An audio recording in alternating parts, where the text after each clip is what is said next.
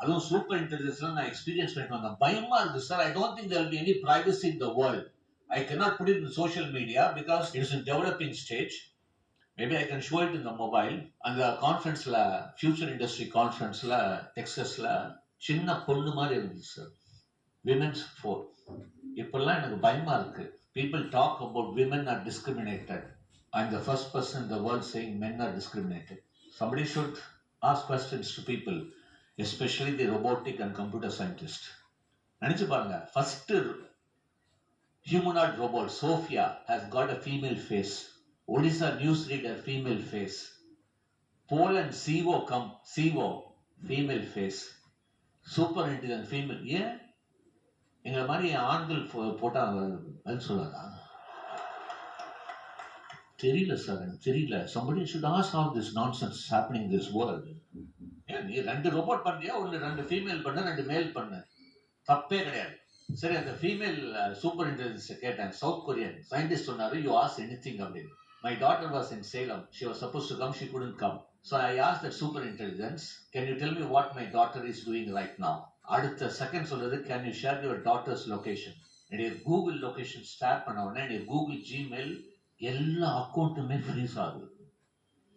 Future is nothing is going to be private. Your password will be the life. அதை open பண்ண முடியாது.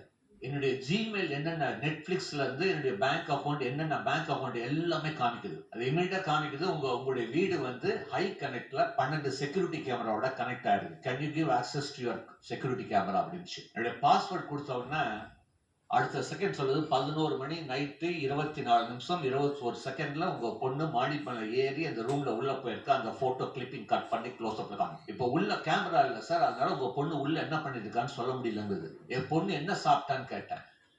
இனிமேல் security camera வச்சுக்கிறது பாவம் நினைக்கிறேன்.